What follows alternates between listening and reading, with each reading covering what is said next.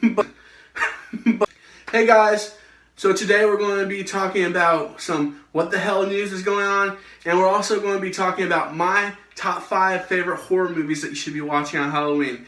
This is Chris and Anthony Show. We'll be right back.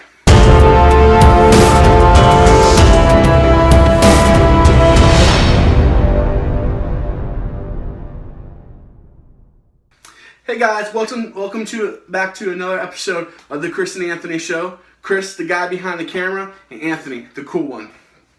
Okay, so on our segment of What the Hell News, I don't know if you guys heard about this.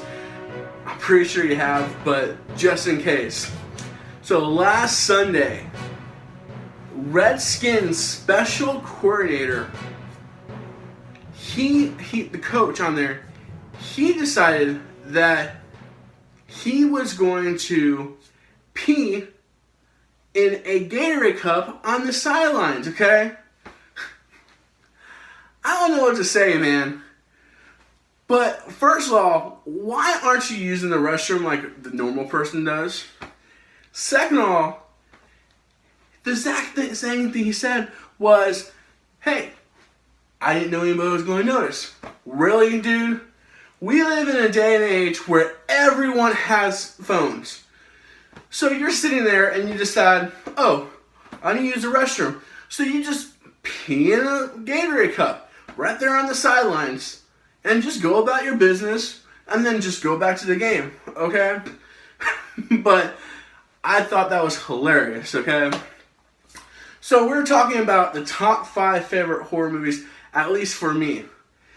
So number 5 is It Follows. It Follows was done in 2014 and it was directed by David Robert Mitchell. Now, this movie gets a lot of slack, but I think you guys should keep an open mind, and even if you have heard horrible things about it, it's not, I don't know. Let me tell you what it's about first, okay? So, it's about this character named Jay Height, who is played by Micah Monroe. And what happens is one night she ends up having sex with this dude, and the guy's like, I'm sorry, I didn't mean to do this to you. I given you a spirit that's going to follow you. If you let catch up to you, it's going to kill you. And either you have to keep running away from it, or you have to have sex with somebody else. So, but the catch is that if you have sex with that person and the spirit catches up with that person and kills them, it comes right back to you. Now, I know, I've heard it all. It's a movie about STDs, okay? No, it's not. So let's take that and throw it out the window. Look at it this way. So there's a spirit that somehow attaches to you. And no matter what you do, no matter how far you run, no matter how fast you run, you could get in a plane right now and fly to the other side of the world. Even though you're over there, it eventually is going to catch up to you. Now, it can be anything that it decides to be. It can show up as somebody you know, a mom, dad, grandma, best friend, or it can show up as a stranger, somebody that you might have just seen passing the street. You never know what it's going to show up as, so you always have to keep your eyes open. That's the scary part. It's really a good movie. It was more of an independent movie. There's not really many special effects in it, but it had tension the whole time, and you should watch it, give it an open mind. And I remember after I saw it, I was like, holy crap, that was good. Yeah, I couldn't stop thinking about it for like 2 weeks. So that's my number 5. My number 4 is Dawn of the Dead, the 2004 version.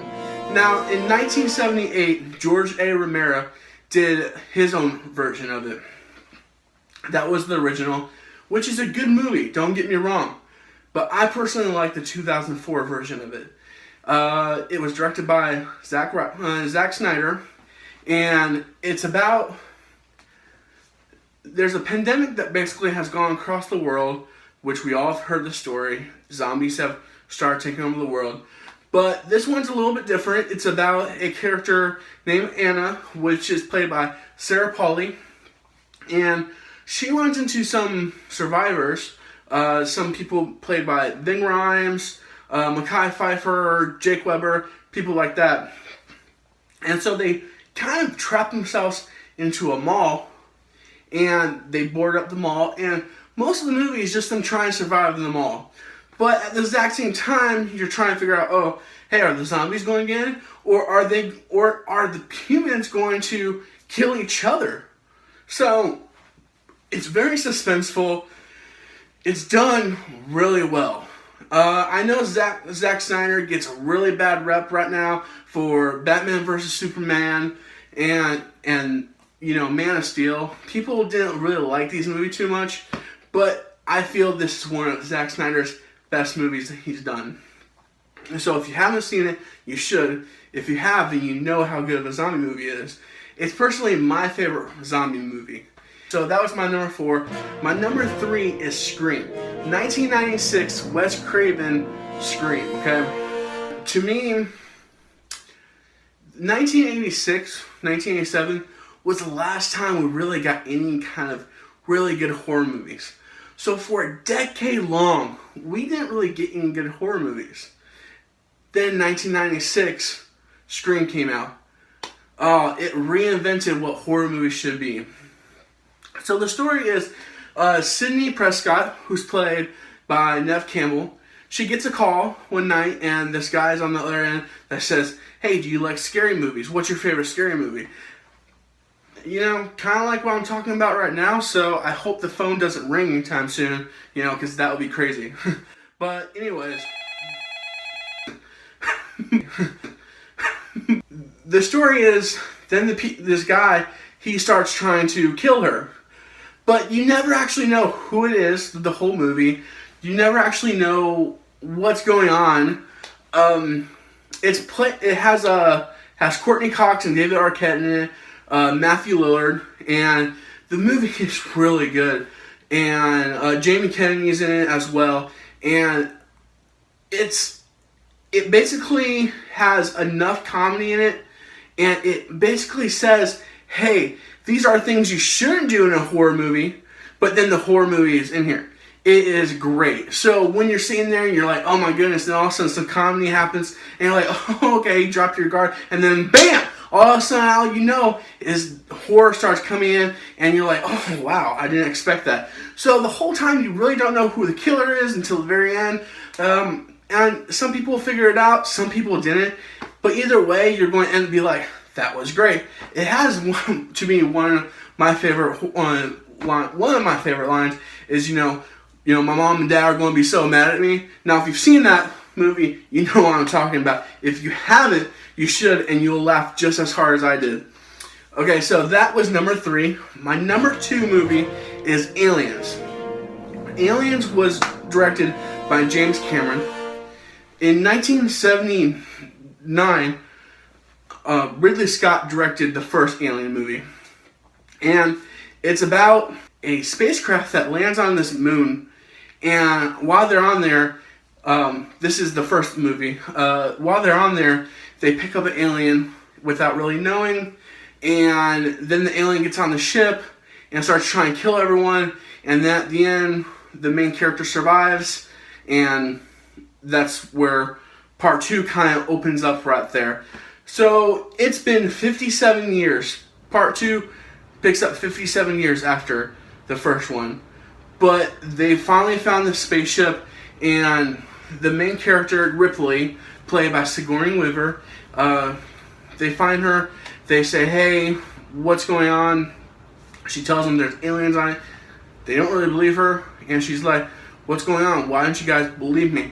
Well, the moon that they landed on the first one is now a colony. There's a civilization that lives there, and they lived there for a long time. I mean, this was 57 years ago that this happened. So Ripley's like, no, get them off of there. And obviously, like any movie, people don't want to listen. So then next thing you know is aliens start attacking the civilization, and a whole bunch of military with Ripley goes there to kind of save this colony. But when they get there, the only person that's left is this little girl named Newt, and the rest of the movie is them try and fight off the aliens, which no one really came prepared for, even though Ridley was like, hey, these are what they are, and she's trying to save Newt at the exact same time. Bill Paxton plays in this movie as Hudson. He gives one of my favorite lines. He says, there's a part in it where they're basically screwed, and Hudson starts freaking out, and he's like, game over, man, game over, what are we supposed to do? And it's really funny. There's another part that I love, which it's get away from her, you bitch. Those two lines are, anybody knows them. So that's going to be my number 2. But my number 1 favorite horror movie that you should be checking out this Halloween is the 1978 Halloween. It was directed by John Carpenter.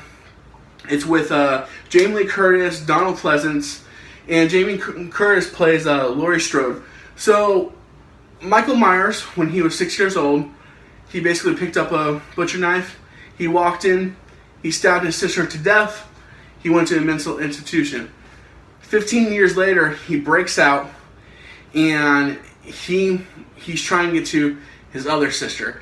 But they put her other sister in, changed her name and stuff like that. But even though that, Michael still finds her.